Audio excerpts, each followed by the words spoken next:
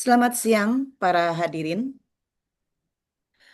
Sebelum memulai acara, saya pantun terlebih dahulu. Pergi pagi melihat cemara, tak lupa singgah membeli buah. Izinkan Cakep. saya membuka acara dengan salam kepada hadirin semua. Assalamualaikum warahmatullahi wabarakatuh. Waalaikumsalam. Yang terhormat, Menteri Agama Republik Indonesia, Profesor Dr. Nasaruddin Umar, MA, yang saya hormati, Dirjen Pendidikan Islam, Kementerian Agama Republik Indonesia, Profesor Dr. Haji Amin Suyitno, MAG, Direktur GTK Madrasah, Ditjen Pendis, Kementerian Agama Republik Indonesia, Dr. Faisal Musad, SPD, MPD, yang saya hormati, Dekan FMIPA IPB University, Dr. Berry Juliandi, SSI, MSI, Ketua Departemen Biologi, Dr. Insinyur Iman Rusmana, MSI, yang saya hormati, Bapak Profesor Dr. Antonius Suwanto selaku narasumber, serta para panitia dan peserta webinar nasional pendalaman biologi 2026 seri ke-1 yang berbahagia. Alhamdulillah, puji serta syukur kehadirat Allah Subhanahu wa Ta'ala yang dengan rahmatnya jua kita dapat menghadiri webinar nasional pada siang hari ini. Salawat dan salam kita layangkan keharibaan Nabi kita, Nabi Muhammad SAW. Semoga syafaatnya selalu tercurahkan kepada kita semua. Para hadirin peserta webinar yang berbahagia, izinkan saya memperkenalkan diri. Saya Yaya Zakia MPD dari Madrasah Alia Pembangunan UIN Jakarta, selaku moderator pada hari ini. Izinkan saya membacakan susunan acara. Acara pertama yaitu pembukaan, lalu diiringi dengan pembacaan tata tertib, penyampaian materi yang akan disampaikan dengan materi inovasi bioteknologi, lalu diskusi dan penutup. Para audiens peserta webinar yang luar biasa, tata tertib webinar adalah selama acara berlangsung, partisipan dimohon untuk menonaktifkan mikrofon dan kamera, tidak menggunakan fitur chat untuk salam sapa, tidak melakukan share screen. Peserta wajib mengisi daftar hadir. Link daftar hadir akan dibagikan setelah sesi pemaparan materi. Link daftar hadir akan ditutup setelah selesai acara. Pertanyaan hanya dapat diajukan melalui fitur chat dengan format nama, spasi nama sekolah atau afiliasi, spasi pertanyaan. E-sertifikat akan dikirimkan ke email peserta. Materi dapat diunduh melalui link yang telah tersedia atau akan di-share melalui room chat maupun dalam grup webinar.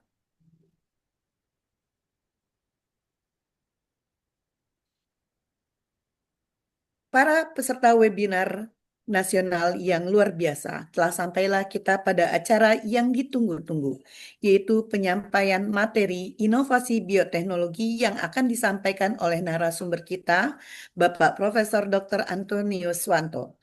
Sebelumnya saya akan membacakan kurikulum vitae narasumber. Profesor Dr. Antonius Swanto berafiliasi di Divisi Mikrobiologi Departemen Biologi FMIPA IPB University dengan pendidikan S1 Departemen Teknologi Hasil Pertanian IPB, S2 dan S3 bidang mikrobiologi di University of Illinois at Urbana-Champaign, Amerika Serikat dengan pengalaman sebagai Duta Amerika Society for Microbiology untuk Indonesia, anggota tim teknis keamanan hayati lingkungan, CEO Sherman Perhimpunan Mikrobiologi Indonesia, dan penghargaan yang telah beliau dapat sebagai Rockefeller Research Award, International Foundation for Science, penghargaan ilmu dan teknologi Yayasan Torai Indonesia, penghargaan keanekaragaman hayati Indonesia, penghargaan dari Lembaga Ilmu Pengetahuan Indonesia. Para audiens, selama 60 menit ke depan, penyampaian materi berlangsung, tidak perlu menunggu hingga pemaparan selesai.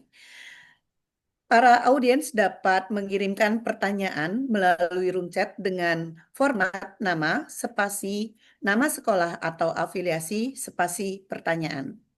Baik, tidak menunggu lama, kembali kepada Bapak Profesor Dr. Antonius Santo. Disilahkan. Eh, baik, terima kasih pertama pada Bu Yaya Sakia sebagai moderator pada kesempatan ini dan juga kepada Bapak Ibu guru sekalian yang ikut di dalam eh, acara webinar hari ini. Baik, saya akan share dulu materi eh, PowerPoint-nya. Ini kok. Bentar.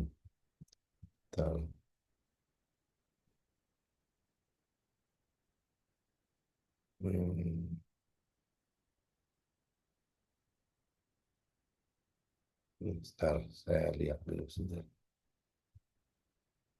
Ada yang hilang.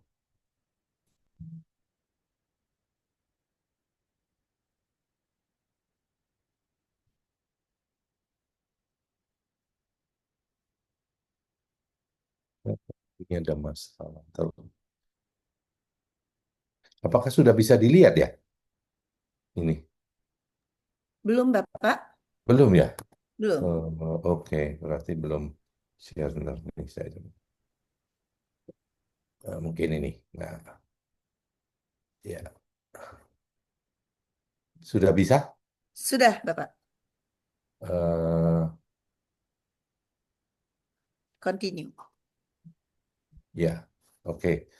Jadi, nah ini sebetulnya bukan bioteknologi aja, tetapi biologi. Tapi karena sebetulnya ini sangat banyak sekali, jadi contohnya eh, kalau kemudian kita lihat di sini nih, misalnya inovasi-inovasi ini banyak sekali gitu eh, dalam hal ini. Misalnya nanti pengertian tentang mikrobiom ini sendiri, karena ini seperti organ baru di dalam eh, tanaman, hewan, ataupun manusia. Lalu eh, tentang penyuntingan genom atau genome editing, advanced genomic ini sendiri, lalu biologi sintetik, biologi kuantum, biologi sel punca, lalu AI eh, driven biology ini, biologi berbasis kecerdasan buatan misalnya. Ini semua termasuk inovasi dalam aspek biologi.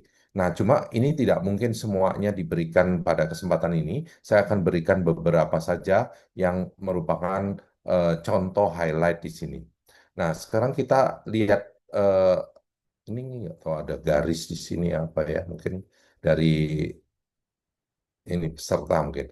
Nah, kalau kemudian kita perhatikan apa yang ada di sini, eh,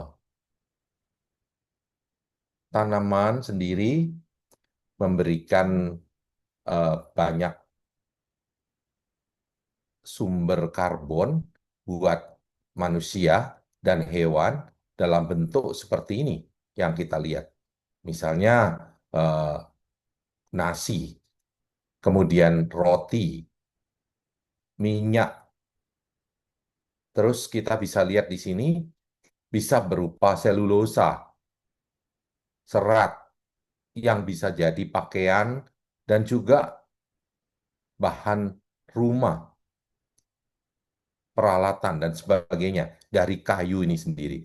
Ini semua dilakukan oleh tanaman hanya dengan cara mengambil karbon sebagai karbon dioksida di udara. Jadi kita tidak pernah memberi tanaman kan nasi soto atau misalnya sate ayam di sini untuk tanaman karena dia ambil langsung dari CO2. Jadi hal ini sebetulnya adalah sesuatu yang sangat penting yang untuk diperhatikan apa yang terjadi di dalam sistem ini sendiri. Kalau kemudian kita perhatikan juga apa yang ada di sini nih, eh, bagaimana CO2 ini bisa diubah menjadi glukos, ini adalah peristiwa reduksi. Jadi kalau kemudian Bapak Ibu memperhatikan di sini, makanya jadi kalau kemudian supaya biologi itu tuh tidak menjadi hanya hafalan, harus ada sedikit mengerti nih mengenai kenapa ini disebut suatu reduksi dan kenapa ini butuh elektron. Karena C di sini bilangannya positif 4.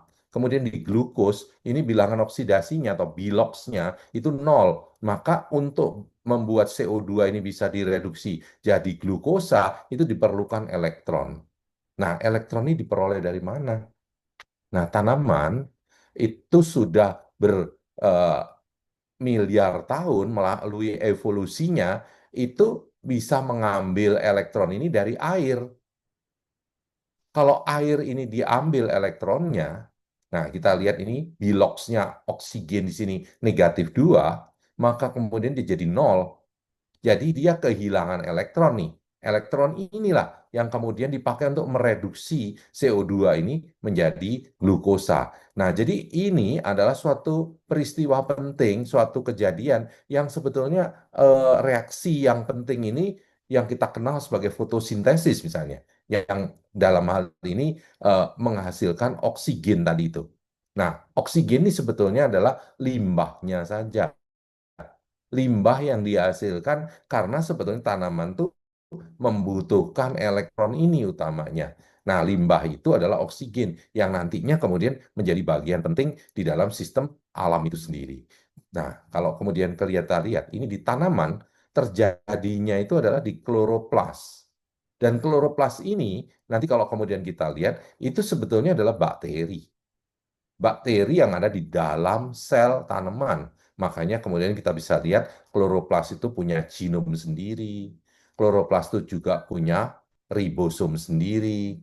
Nah, proses-proses transkripsi translasi juga ada sendiri di kloroplas. Jadi ini adalah bagian dari eh, tanaman itu sendiri yang sebetulnya adalah bakteri di dalamnya.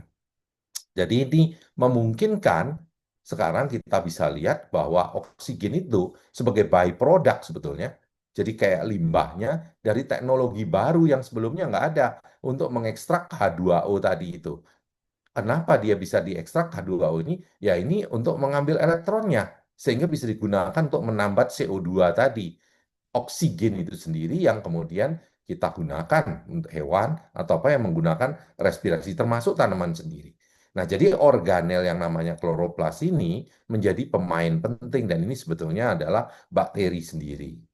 Nah, kalau kemudian kita perhatikan sekarang reaksi yang ada di dalam ini, nah jadi kalau Bapak Ibu mengajarkan mengenai fotosintesis, ini kan sebetulnya bagaimana CO2 ini bisa menjadi gula, menjadi glukosa. Lalu glukosa ini nanti bisa menjadi tepung, pati, ataupun dalam bentuk gula sukrosa seperti misalnya pada batang tebu itu sendiri. Itu kalau kemudian dilihat itu ada siklus biokimia yang namanya Calvin cycle atau siklus Calvin. Di siklus Calvin inilah CO2 ini kemudian ditambat. Nah, ini tentu saja membutuhkan energi, membutuhkan tenaga pereduksi lagi dalam bentuk NADPH, misalnya kayak seperti di sini. Nah, ini di dalam hal ini yang kemudian kita lihat tadi sederhananya bagaimana elektron tadi ditransfer ke CO2, kemudian bisa menjadi eh, karbon tereduksi dalam bentuk glukosa tadi. Nah, jadi Rubisco ini menggunakan CO2, lalu kemudian bisa mengubahnya menjadi gula nih di sini dalam prosesnya. Ini sederhananya aja. Jadi menangkapnya itu dari gula 5 ribulose bisfosfat ini, lalu dengan satu CO2 ini jadi gula 6 nih sebetulnya. Jadi senyawa yang 6 karbon, lalu pecah menjadi 2 senyawa yang kemudian 3 karbon ini sendiri. Ini siklus ini bisa dipelajari. Ini adalah siklus yang kemudian menjadi bagian di mana ada enzim Rubisco ini. Disebutnya ribulose bisfosfat karboksilase. Nah, ini nanti kemudian yang saya akan bicarakan. Karena CO2 ini penting masuk ke sini gitu. Lalu kemudian CO2 ini bisa kemudian direduksi karena ada tenaga pereduksinya, ada elektron. Nah, elektron itu diambil dari mana? Sebetulnya dari air ini pada dasarnya. Karena air ini kalau diambil elektronnya, ini dalam bentuk di bentuknya nanti adalah NADPH. Sebetulnya ini adalah elektron yang kemudian dipakai untuk menambah CO2. Nah, pada dasarnya dari pengambilan elektron dari air, limbahnya adalah oksigen tadi. Ini yang disebut reaksi terang nih, reaksi gelapnya sendiri. Nah, jadi kalau kemudian kita lihat Rubisco ini sangat penting karena Rubisco ini, enzim ini adalah enzim yang bisa kemudian menambat CO2 ini. Masalahnya, Rubisco ini juga bisa menambat oksigen. Jadi dia itu enzim yang nggak umum sebetulnya. Biasanya enzim itu sangat spesifik, tapi Rubisco ini nggak spesifik gitu. Jadi dia itu kalau ada oksigen juga dia ambil sebagai bagian dari reaksi itu. Makanya kenapa Rubisco ini bisa sebagai karboksilase, bisa juga sebagai oksigenase. Kalau sebagai oksigenase, ini sebetulnya menghasilkan senyawa yang malah beracun buat tanaman, dan sebetulnya tanaman harus menguraikan ini. Jadi ngabisin energi nih sebetulnya. Ini kalau singkatnya itu sebetulnya ini fotorespirasi yang terjadi. Jadi buang-buang energi dalam hal ini. Enzim yang sama itu dia bisa menambat CO2, tetapi pada saat yang sama juga dia bisa buang-buang energi dan kemudian dalam bentuk ini membuat oksigenasi, bukan lagi sebagai karboksilasi. Nah, kenapa ini bisa terjadi? Sebetulnya karena oksigen itu sebetulnya baru ada belakangan. Jadi Rubisco ini terbiasa ada CO2 tapi nggak ada oksigen. Tapi oksigen sebagai limbah itu baru ada belakangan. Dan ini yang kemudian mempengaruhi kerja dia. Sampai sekarang, makanya kemudian kita lihat ini nggak efisien di sini, bagian ini. Dan tanaman berusaha membuat efisien, tetapi juga Rubisco ini tetap nggak efisien. Makanya Rubisco ini termasuk enzim yang paling banyak di dunia. Karena setiap daun tuh punya banyak sekali Rubisco, karena Rubisco itu enzim yang nggak efisien sebetulnya. Nah, kemudian kita bisa lihat bagaimana strategi tanaman untuk berevolusi, beradaptasi, supaya kemudian dia bisa kemudian itu melakukan efisiensi. Ini kalau kita lihat, kalau tanaman C3, yang ini nih, tanaman C3 kayak tanaman-tanaman yang subtropis itu, CO2 ini bisa masuk langsung berhubungan dengan Rubisco-nya di sini. Ini siklus Calvin-nya yang ada pada bagian mesofil di sini. Nah, tapi tanaman bisa juga melakukan cara begini. CO2-nya itu disimpan dulu di mesofil, sel mesofil. Lalu kemudian dari mesofil diberikan ke Rubisco. Jadi nggak langsung ke Rubisco-nya. Dengan begitu dia bisa mengkonsentrasikan CO2 lebih tinggi. Sehingga nggak ada hubungannya lagi atau paling nggak terlalu banyak dipengaruhi oleh oksigen di sini. Karena kalau di sini langsung bisa ada oksigen. Makanya biasanya tanaman C4 ini menjadi lebih efisien dibandingkan dengan tanaman C3. Misalnya ini contohnya kayak tebu gitu. Ini adalah tanaman yang lebih efisien dalam hal penambatan CO2 fiksasi itu. Karena apa? CO2 fiksasi CO2 ini penting juga mempengaruhi global warming, pemanasan global, dan juga mempengaruhi hasil dari pertanian kita sendiri atau dari tanaman itu sendiri. Karena kalau kemudian bisa menambah CO2 tapi nggak ada fotorespirasi, menjadi lebih efisien. Nah, jadi kalau kemudian kita lihat nih, C3 plant ini, yang karena produknya itu adalah C3, kalau ini nanti C4, makanya diberi nama gitu. CO2 ini langsung ketemu dengan rubisco-nya, ini di sini. Tapi kalau di sini C4 ini disimpan di dalam sel dulu itu. Jadi ada perubahan bukan hanya pada faktor storage, tapi juga pada morfologi tanamannya sendiri. Adaptasi tanaman itu semacam itu pada rubisco ini. Jadi ini perhatikan di sini bahwa ini rubisco ini menjadi ajang riset besar sebetulnya untuk orang berusaha mengefisienkan tanaman. Jadi gimana rubisco ini jangan kemudian main mata terus dengan O2 gitu. Kalau bisa ini enggak dia itu melihat-lihat oksigen, tetapi cuma CO2, itu menjadi enzim yang efisien. Tapi kenyataannya kita mencoba melakukan engineering pada rubisco ini sampai sekarang juga masih berlangsung, membuat supaya dia aktif terhadap CO2 aja gitu. Tapi efisiensinya rendah gitu. Jadi ini makanya kenapa pada tanaman dia strateginya membuat C4 itu tadi tanaman itu jadinya. Ya, jadi cuma riset ini juga mulai membuahkan hasil antara lain. Nih, kita bisa lihat tanaman tembakau dengan mutan rubisco-nya ini yang kemudian diubah rubisco-nya itu dimutasikan sedemikian rupa sehingga dia lebih efisien terhadap CO2. Ini kita bisa dapatkan ini wild type-nya. Tembakau wild type-nya lebih kecil. Ini kita bisa lihat tembakau yang kemudian tipe ini, misalnya mutan yang ini sudah lebih baik. Jadi dia bisa menambah CO2 atau memfiksasi CO2 lebih banyak. Itu juga sangat membantu, terutama dalam urusan gas rumah kaca. Nah, ini kalau kemudian kita lihat pada tanaman, ini kan sebetulnya kayak mesin fotovoltaik ini. Fotovoltaik ini menggunakan cahaya lalu menyimpannya sebagai energi di sini. Yang kemudian energi ini bisa berupa energi listrik bisa kita pakai. Nah, tapi butuh cahaya. Ini kita lihat seperti tanaman pun sampai berkompetisi dengan sel surya ini yang ada di sini. Nah, orang sekarang pikir bagaimana ya kemudian kita bisa melihat fotosintesis ini. Kenapa ini bisa ditingkatkan nggak fotosintesis? Atau sebaliknya, fotoselnya gitu. Karena dua-duanya itu punya kelebihan dan kekurangannya sendiri. Jadi di dalam hal ini ada sejumlah peneliti yang sangat tertarik untuk membuat fotosintesis sintetik, artificial gitu. Seperti kalau kita lihat ini fotosel ini sintetik. Ini suatu teknologi yang mengubah energi matahari menjadi energi kimia itu sendiri.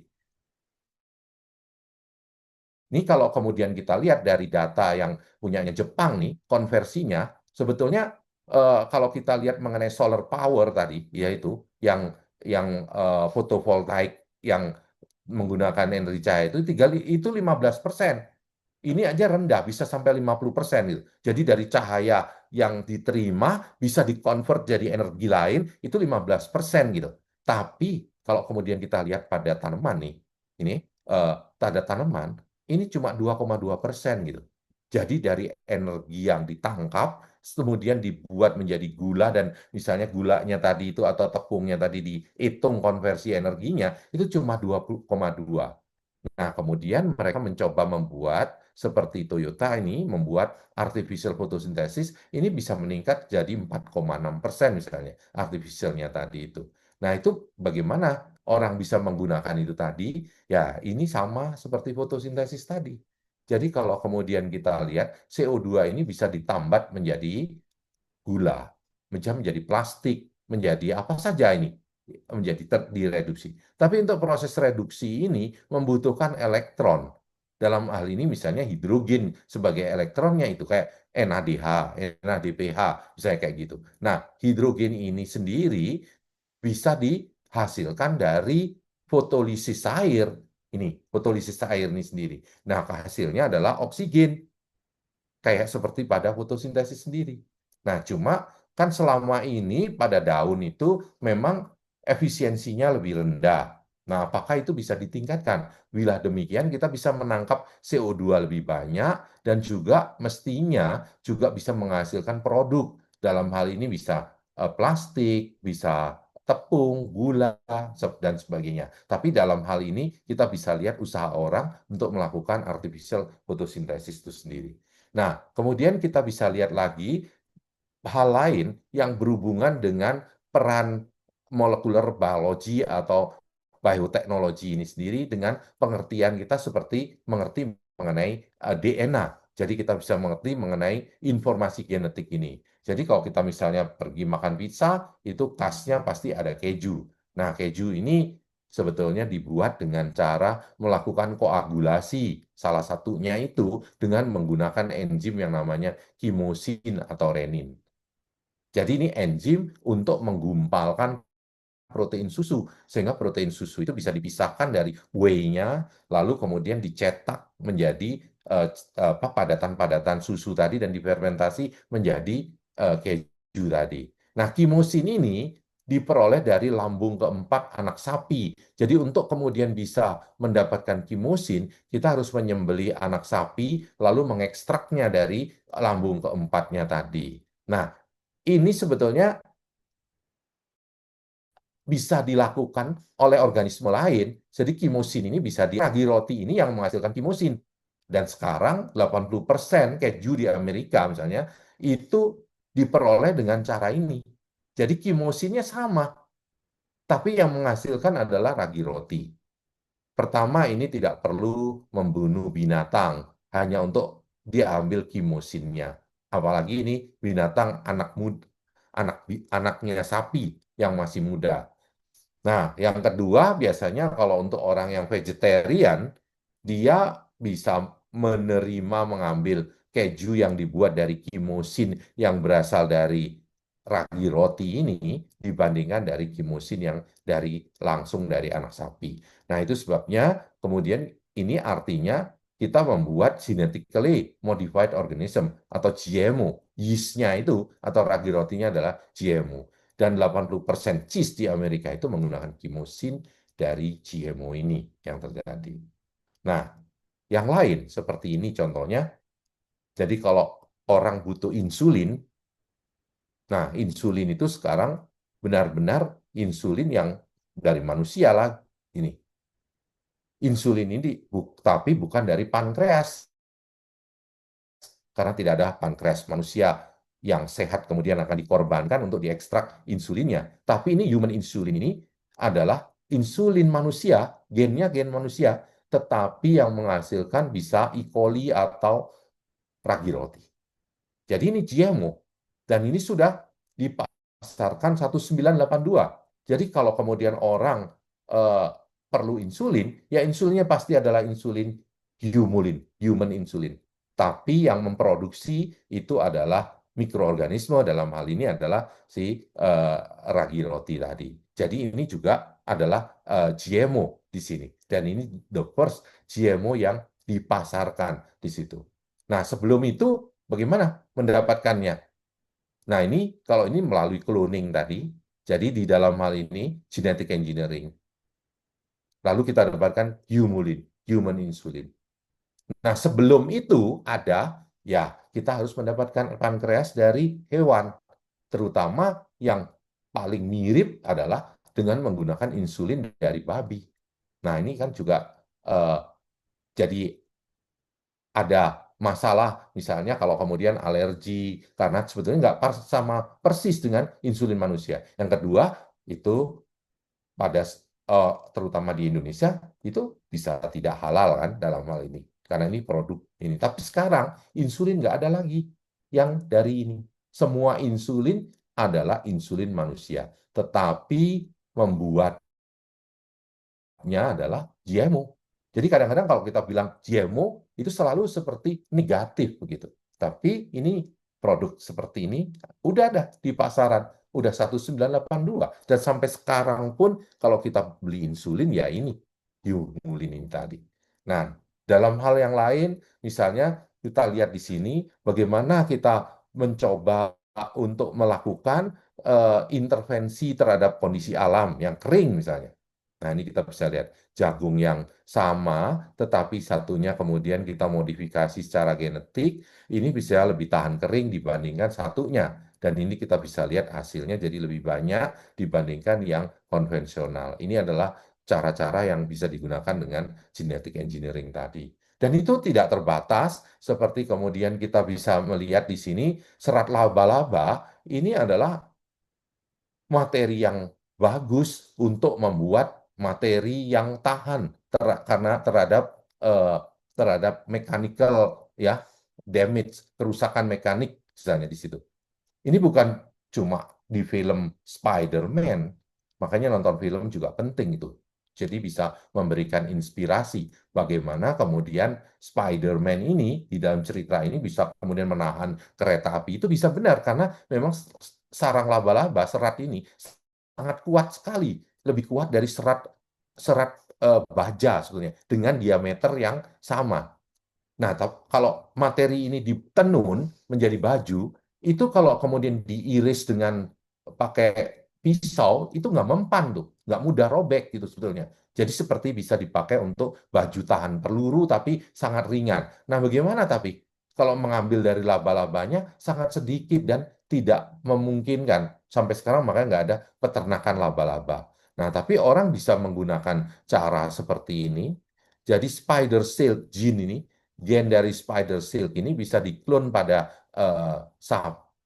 pada domba seperti ini, kambing, lalu kemudian itu diekspresikan dan didapatkan dari susu yang diperah, lalu dari susu itu bisa diekstrak sendiri, kemudian spider silk protein, protein yang khusus untuk itu lalu dipintal. Pintalan itu bisa digunakan nanti untuk berbagai macam material. Itu contoh-contoh bagaimana orang bisa menggunakan bioteknologi tadi dengan menggunakan GMO untuk perkembangan-perkembangan ke depannya, termasuk materi baru semacam ini. Nah, kemudian kita kalau lihat ini contohnya aja, ini seperti di dalam sistem biologi ini juga perlu kita bisa perhatikan. Ini Finlandia itu adalah negara yang selalu dinobatkan sebagai the happiest countries ya di planet ini gitu. Nah, ini. Tapi kalau kemudian kita perhatikan di sini, kalau kita lihat flourishing country, Indonesia itu termasuk the most ya, selalu itu juga di situ, itu nilainya tinggi. Memang bukan the happiest, tapi the flourish one. Ini tuh sebetulnya karena apa? Mereka socially bagus gitu, antara lain. Punya hubungan kayak seperti gotong royong dan sebagainya itu, nilai-nilai itu di dalamnya itu membuat dia menjadi negara yang flourish gitu. Meskipun bukan the happiest. Nah, ini bisa kita lihat sebetulnya bagaimana di dalam sistem biologi di tubuh kita sendiri. Tubuh kita sendiri itu satu individu manusia dewasa itu mengandung 10 triliun sel. Jadi kita itu sebetulnya kan mikroskopik. Tapi karena jumlah sel kita itu ada 10 triliun, maka kemudian bisa nampak. Nggak pakai mikroskop juga nampak. Karena itu sebenarnya tubuh kita itu tumpukan sel gitu. Nah, tapi sel ini bukan cuma sel yang seragam, cuma sel otak saja gitu. Ini ada sel tulang, sel gigi, kulit, segala macam yang ada di sini. Sel-sel ini berbeda-beda gitu. Nah, tapi bagaimana bisa hidup bersama dengan damai? Ini jumlah ragam di sini dengan jumlah penduduk yang lebih banyak dari bumi. Ini kalau kemudian nanti pelajari dari segi molekular biologinya, itu akan sampai pada suatu kesimpulan yang kayak seperti ini sebetulnya. Jadi tubuh kita itu merayakan perbedaan memang. Jadi sangat-sangat toleran terhadap perbedaan. Tetapi juga mereka mempunyai nilai-nilai universal kebaikan yang sama. Jadi kalau kita lihat nih, jantung kita itu nggak pernah berhenti untuk memompa darah misalnya. Dan darah itu mengalirkan nutrien ke otak, kemana aja. Dia nggak peduli, bukan hanya ke bibir dialirkan darah. Sampai ke anus pun dia harus mendapatkan aliran darah. Meskipun kelihatannya seperti anus, sesuatu yang kalau pada manusia, ini nggak enak dibicarakan dan sebagainya, atau sesuatu yang rendah. Itu kan tetapi tubuh kita nggak bisa hidup tanpa semuanya ini. Jadi kehidupan pada sistem multiseluler itu adalah seluruh networking atau jejaring sel itu sendiri.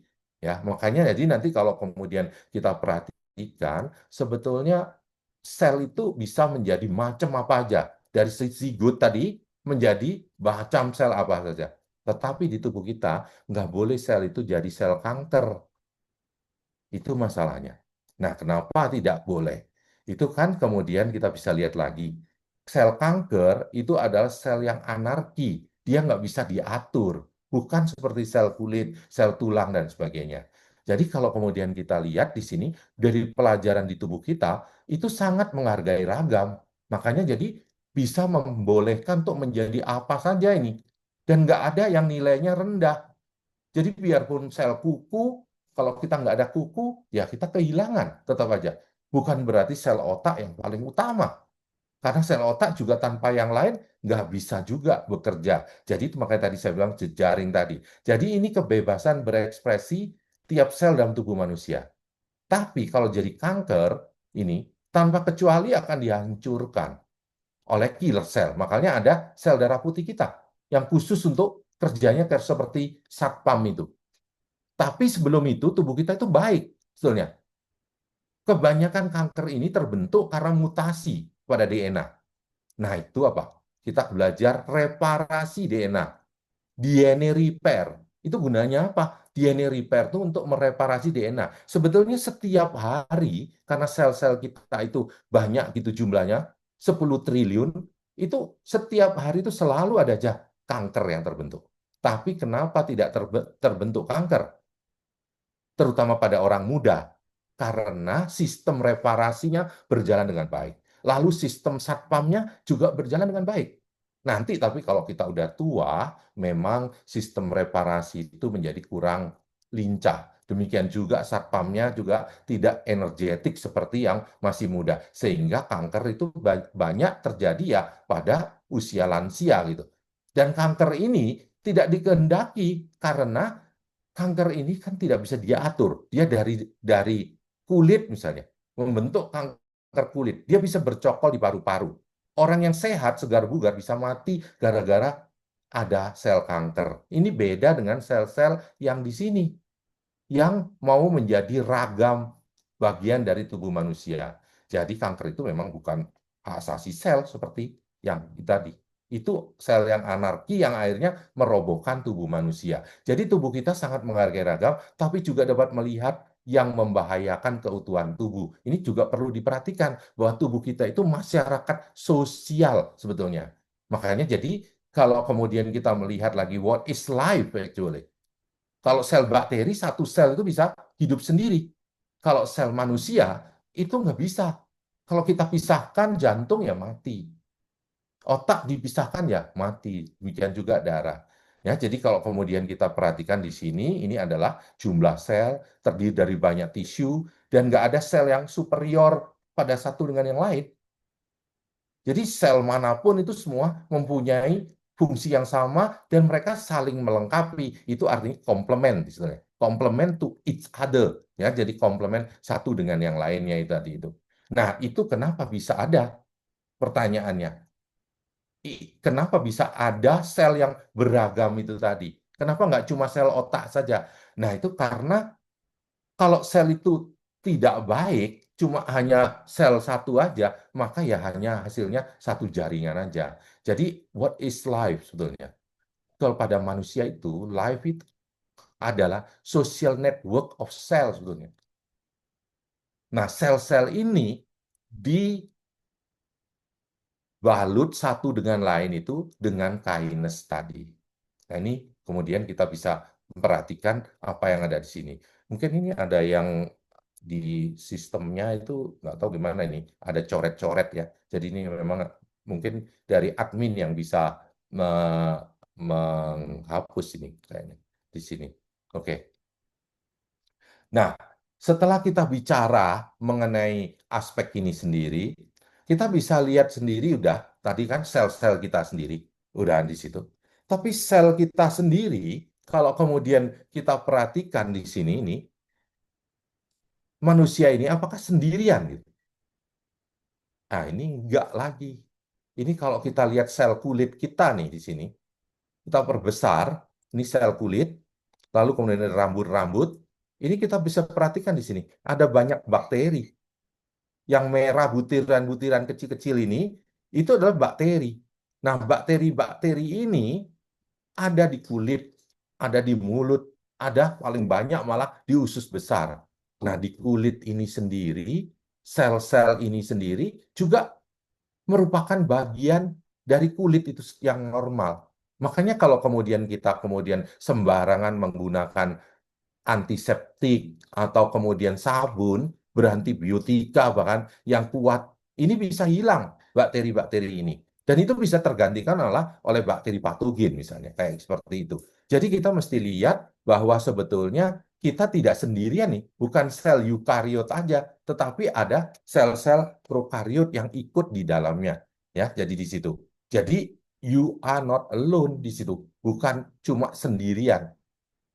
Lalu apa ini yang terjadi? Banyak sekali fungsinya. Contohnya aja, bakteri yang hidup di usus besar ini, ternyata itu dia menghasilkan banyak sekali hormon, yang hormon-hormon ini seperti dopamin, serotonin, sejumlah peptida, bahkan fragmen-fragmen peptidoglikan dari dinding sel bakteri itu bisa mempengaruhi otak kita.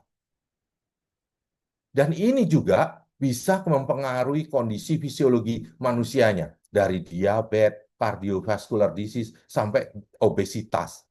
Jadi, misalnya seperti pada ini nih, sudah sepantasnya orang memang mengatakan seperti healthy gut, happy brain.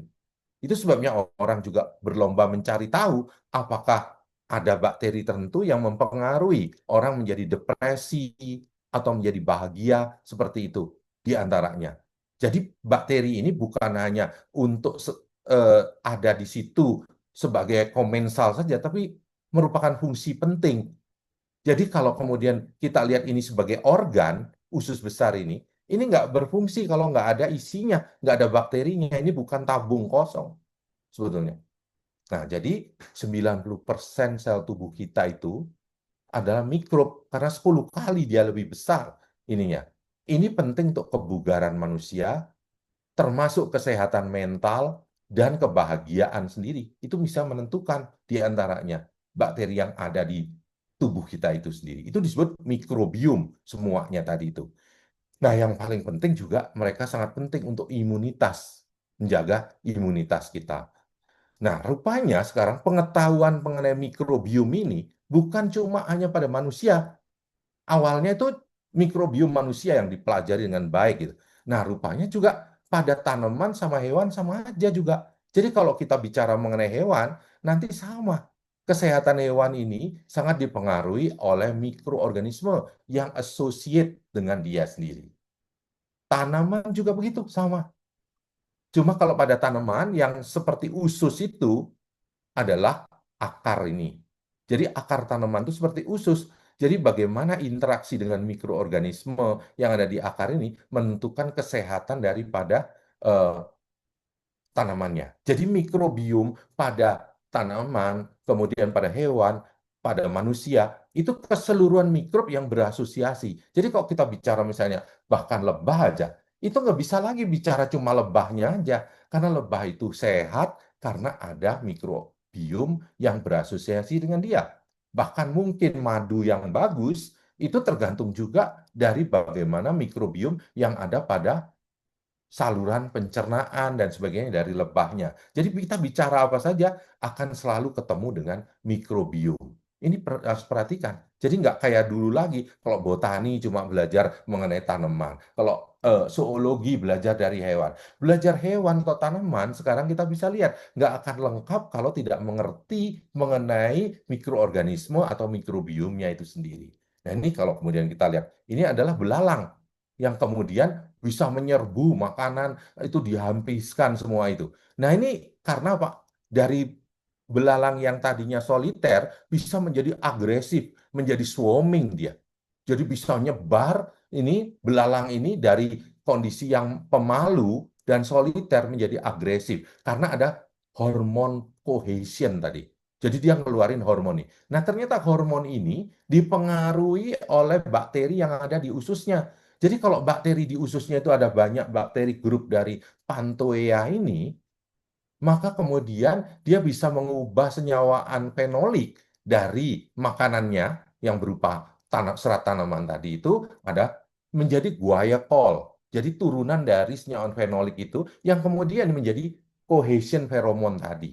Jadi kalau kita ngerti mungkin mengendalikannya bisa cuma mengendalikan populasi Pantoeanya misalnya. Ini baru hal yang awal. Banyak sekali yang berhubungan seperti ini mengenai mikrobiom tadi. Jadi mengajarkannya tidak bisa terkotak-kotak sebetulnya. Nah, sekarang kita lihat pada makanan kita juga. Ini makanan mahasiswa sekarang atau siswa sekarang malah lebih kenal ini daripada misalnya oncom. Kalau ditanya mereka langsung tahu, "Oh, ini makanan Jepang." Nah, ini sebenarnya makan bakteri. Karena sebetulnya ini penuh dengan bakteri. Lendirnya itu adalah bakteri. Nah, kita bisa lihat nih. Jadi secara khusus mau makan bakteri sebetulnya. Kenapa itu penting? Ya ini. Ini lagi kimchi. Khusus makan bakteri di situ. Hampir semua negara memiliki ini untuk memasukkan bakteri ke dalam tubuhnya dengan cara ya mungkin dalam bentuk makanan dan sebagainya. Kita bisa lihat yogurt, Yakult, macam begini. Nah, Indonesia juga punya. Ini lagi. Ini lebih parah kalau seperti Indonesia. Sangat bagus sekali karena ada kapang, ada bakteri di situ. Jadi ini penuh dengan ragam. Jadi kalau kita lihat tempe, bukan cuma kedelai yang dipintal oleh kapang, tapi di situ ada banyak ragam bakteri yang berasosiasi dengan tempe tadi. Sehingga tempe itu seperti kayak prebiotik, para prebiotik yang murah. Karena dia itu 1 gramnya aja sudah mengandung 10 miliar bakteri. Dan ini apa pentingnya? Untuk mengajari kita imun sistem, kekebalan di antaranya. Itu yang penting. Oleh karena itu, coba kita perhatikan. Sebetulnya cara-cara kita membungkus makanan lokal Indonesia itu sangat baik sudah. Selain dia ini ramah lingkungan, mudah dia didegradasi, ya, juga menggunakan bahan-bahan lokal yang juga berasosiasi dengan mikrobiom dari daun-daunan tadi, ikutan memberikan langsung ke dalamnya. Coba bandingkan dengan ini. Sangat bersih, steril. Jadi styrofoam ini tidak memang bagus, bersih, tapi juga nggak memberikan mikrobiom ke dalamnya. Jadi kita bisa lihat kemasan mana yang sebetulnya sehat. Kemasan mana yang mengandung mikrobiom? Kemasan mana yang kemudian ramah terhadap global warming? Atau mungkin kalau kalian berhubungan dengan mikroplastik, tentu saja barang-barang ini ya nggak ada mikroplastiknya. Nah, itu sebabnya makanya juga kita mesti lihat nih, cara makan itu sebetulnya memberikan paparan mikrob di lingkungan dan pangan. Itu semua melatih kekebalan tubuh sebetulnya.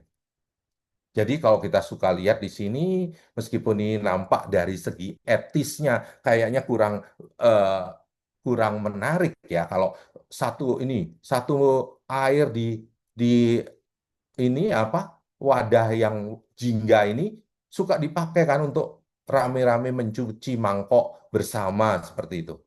Tapi juga mungkin Bapak Ibu suka perhatikan juga nggak pernah ada orang kejadian terus kemudian keracunan gitu kan makan bakso di sini karena dicuci bersama-sama gitu ya. Mungkin kita malah bisa mengapresiasi. Demikian juga seperti ini. Ini nampak kelihatan rada kotor kalau dari segi, tapi sebetulnya makanya pentingnya mikroorganisme itu untuk bisa menjaga kesehatan tubuh kita. Coba perhatikan sini, orang-orang Baratnya sendiri malah sekarang belajar untuk membuat pincuk misalnya. Karena itu adalah kemasan yang unik sebetulnya. Nah, jadi kalau kemudian kita memperhatikan lagi, memang kemudian apa yang kita lihat dengan mata kita itu ya cuma tanaman, hewan, sama manusia. Ya, itu jelas. Karena mata kita bukan mikroskop. Tapi sebetulnya di sini ini semua bisa hidup dengan baik karena mikrobiom yang ada di sini. Jadi itu harus perhatikan sekali. Dan juga kita juga harus berpikir bahwa bukan berarti kalau kita lihat mikroorganisme itu selalu maunya patogen, menyakiti manusia. Nah, ini kesalahan besar di dalam kemudian memberikan pendidikan mengenai bakteri. Jadi kok bakteri itu asosiasinya dengan jahat gitu, akan menyakitin kita gitu. Nah, sebetulnya itu sendiri sedikit sekali bakteri yang akan begitu. Dan seringkali itu juga karena kesalahan kita sendiri. Karena kita misalnya nggak cuci tangan, atau terlalu eh, ya dalam hal ini tidak memperhatikan aspek sanitasi pada kondisi kita membuka tubuh. Jadi bukan berarti antiseptik itu tidak perlu. Kalau dokter lagi membuka, membedah tubuh manusia, ya itu harus ada antiseptik. Tapi kalau antiseptik digunakan sembarangan, yang mencemari lingkungan dan juga mencemari pada manusia sendiri. Nah, kemudian kita bisa perhatikan, sebetulnya tadi sel eukariot ini kan ada kloroplas sama mitokondria tadi.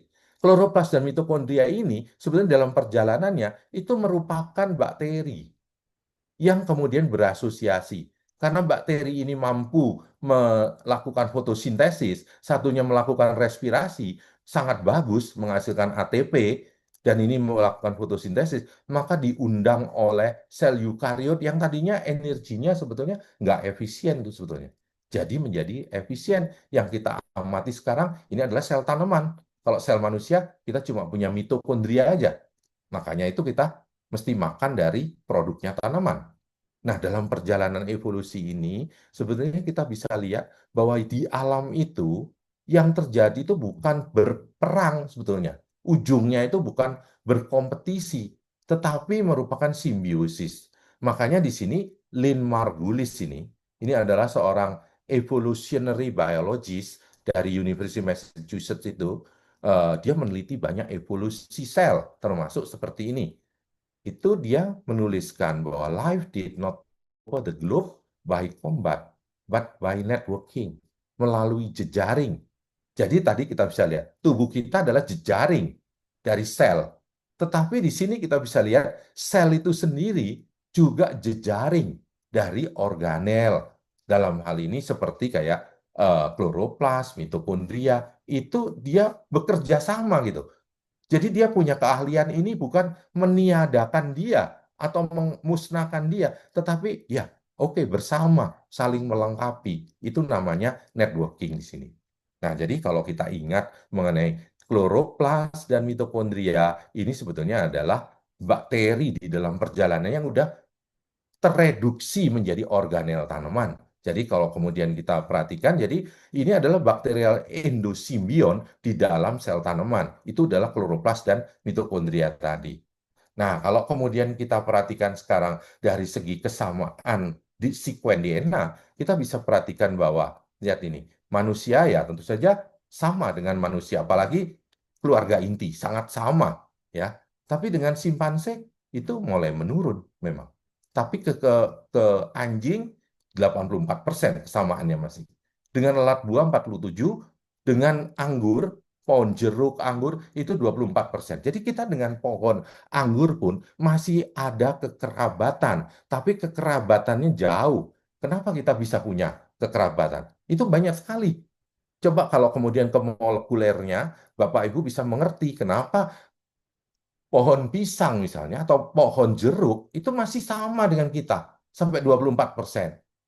Banyak kesamaannya, respirasi, kemudian glikolisis, bagaimana memproduksi energi. Itu gunakan enzim-enzim yang mirip sama, kayak glikolisis sendiri, siklus Krebs, itu bisa didapatkan.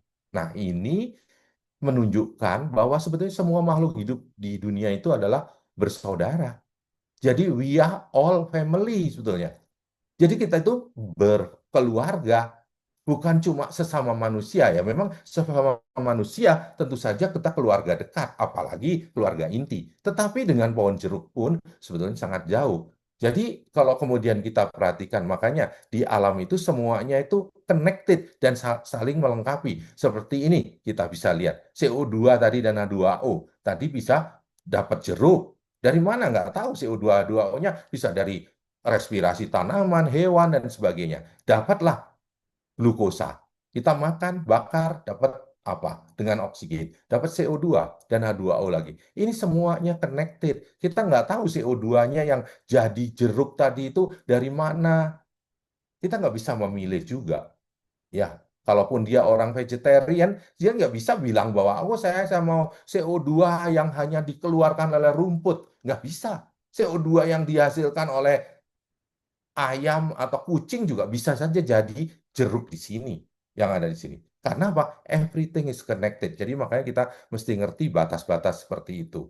Nah, makanya kalau kemudian kita perhatikan kadang-kadang ada dari saudara kita yang di Bali gitu, mereka sangat menghormati misalnya pada tanaman ya. Dia supaya dengan begini tanaman ini tidak ditebang misalnya dengan sembarangan. Karena kita tahu ini mungkin bisa memberikan sumber air, bahkan juga mungkin juga udah jelas dia menghasilkan oksigen dan sebagainya. Jadi ini bukan berarti berlebih-lebihan, memang apresiasi itu penting karena dia sebetulnya adalah bagian dari saudara tadi itu kalau lihat.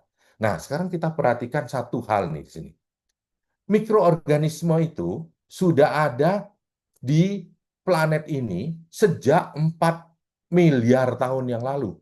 Ini hampir setua sejarah bumi sebetulnya.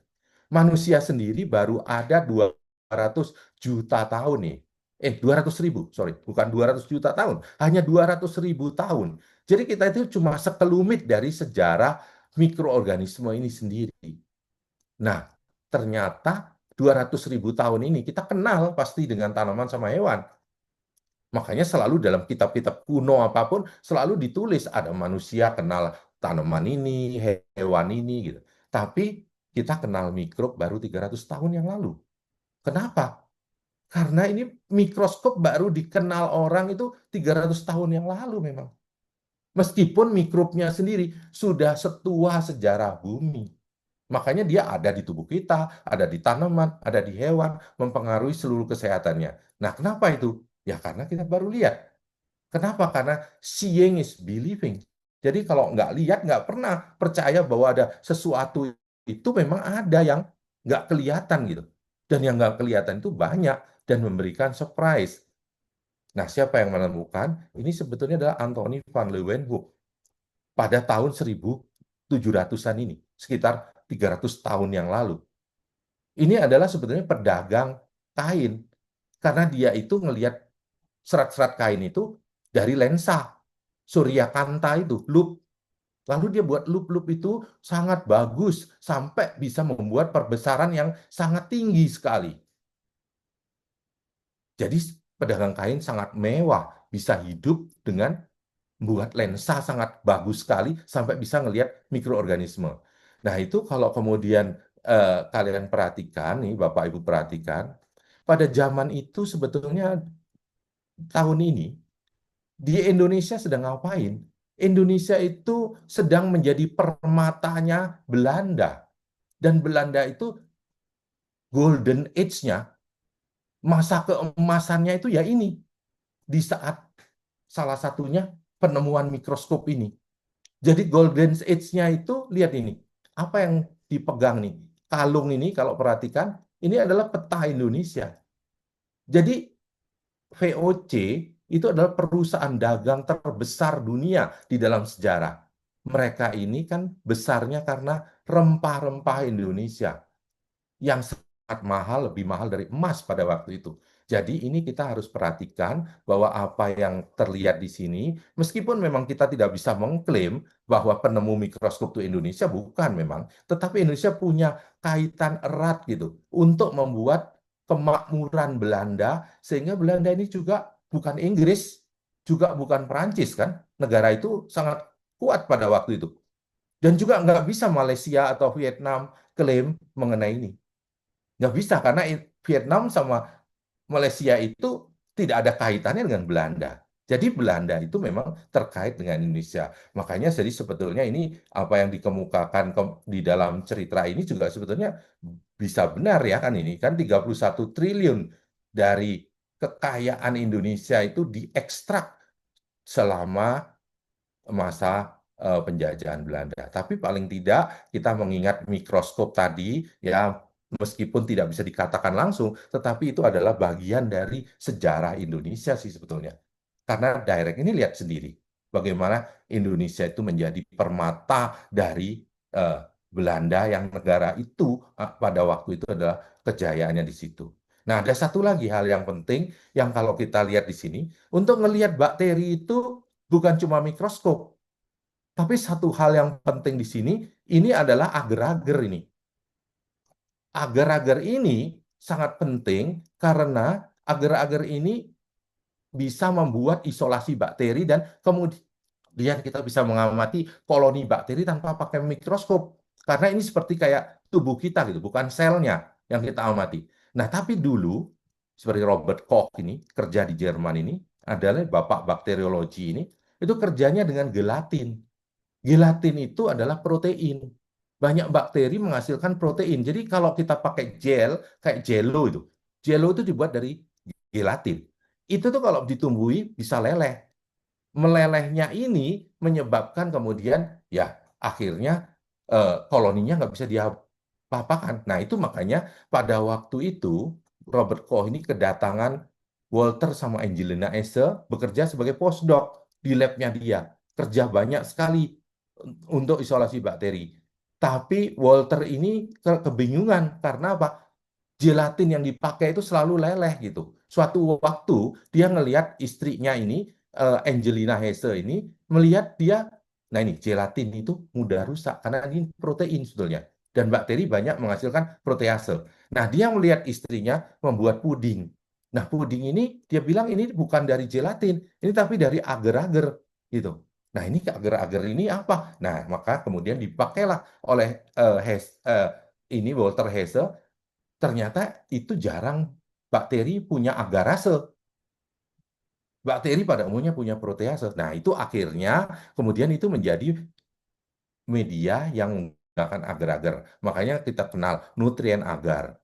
Kemudian ada baktu agar, segala macam agar-agar. Itu adalah bahasa Melayu, bahasa Indonesia yang dipakai di situ. Jadi ini agar-agar, kalau bicara agar, itu bahasa Melayu, bukan bahasa bahasa dari Amerika atau Eropa. Kalau kita pergi ke Amerika, Eropa, agar-agar mereka tahunya itu untuk bakteri. Nah, jadi kalau kemudian kita bisa lihat di sini, Walter and Angelina Hesse itu adalah an early contributor to bacteriology. Mereka move agar from kitchen to lab revolutionizing bacteriology. Tapi sebetulnya cerita ini, kalau Bapak Ibu baca di dalamnya, apa yang terjadi? Angelina Hesse itu kemudian ditanya, dia kamu tahu dari mana buat puding itu? Oh, saya belajar nih mereka dari New York tadinya. New York itu kan New Amsterdam dulu. Jadi banyak orang Belanda dari Jawa itu pindah atau pindah ke New Amsterdam tadi itu. Nah, jadi si eh, Angelina Hesse ini belajar dari tetangganya katanya. Tetangganya itu siapa? Tetangganya itu orang Belanda yang baru saja pindah dari Batavia. Jadi dari Jawa sebetulnya, bukan dari Batavia di dalam cerita itu. Lalu tetangganya itu bisa membuat agar-agar itu dari mana? Dia diajari oleh pembantu rumah tangganya yang orang Jawa. Jadi kalau kemudian kita ngerti pada sejarah ini, sebetulnya dengan baik, ini sebetulnya early contributornya sebetulnya bisa orang Jawa, bukan dari langsung kemudian kita bicara mengenai Angelina Hesse sendiri. Dan ini menjadi suatu teknik besar di dalam sistem mikrobiologi itu sendiri.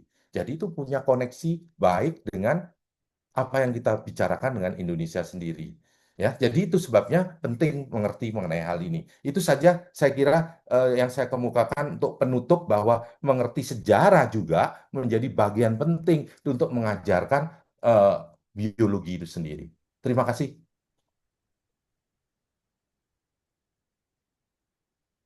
Oke, Baik, terima kasih Pak Prof. Antonius. ini ada coret-coret nggak tahu deh. Ini Mungkin ada yang dari kebetulan peserta kali. Hah? ini coretan dari Bapak tadi Pak yang Eh, nyoret langsung. masa? Iya, Oh, kok nggak ada? karena Nggak, saya nggak menyentuh apa-apa sih di oh sini. gitu. Gitu ya? nggak tahu dah. Pokoknya ya oke lah. Kali itu kan ada ini, ada PDF-nya. Nggak usah pakai ini, ya. Iya, baik, baik, PDF-nya ada baik, kok. Ya, oke. baik, Pak. Saya Ah, kira itu saja dari saya. Yang penting, maksud saya gini, kalau mengajarkan biologi itu bukan sebetulnya sesuatu yang dihafalkan aja gitu loh. Tapi mahasiswa itu harus mengerti bertanya. Makanya saya kasih contoh fragmen dari fotosintesis, sintetik artificial fotosintesis, segala ini sampai kemudian bioteknologi dan bagaimana mengaitkan dengan konteks sejarah misalnya. Itu jadi menggugah siswa untuk bertanya gitu. Karena memang sains itu diperlukan adalah dengan bertanya, kritikal gitu. Kalau kemudian ngapalkan udah nggak ada gunanya kan, semua ada di AI ya sekarang. Oke, saya kira Iya, gitu aja. iya, baik, Pak Andreas, luar biasa. Manfaat banget nih, Pak, karena memang posisinya kan kalau memang ingin mengembangkan bioteknologi itu sendiri kan berawal dari apakah mengetahui materi dasarnya seperti itu ya Pak Antonius, asalnya dari mana dan sebagainya yang pada akhirnya anak-anak atau bahkan kita sebagai guru juga bisa mengembangkan itu semua dalam proses penyampaian atau dalam proses mengulik lebih dalamnya lagi. Oke, baik, Prof. Ini ada beberapa pertanyaan nih, Prof. Pertanyaan yang pertama dari juri ya, dari SMAN 14 Bandar Lampung. Oke, pertanyaannya adalah, menurut beliau, ini siswa beliau sering kali bertanya mengenai mengapa setelah karbon dioksida berikatan dengan RUBP itu langsung berubah menjadi PGA, Prof. Boleh Prof langsung dijawab, Prof? Oh ya, eh, itu kalau kemudian kita bicara mengenai biokimianya di situ, sebetulnya itu kan bukan langsung jadi eh, PGA ya. Itu kan jadi atom karbon 6 sebetulnya.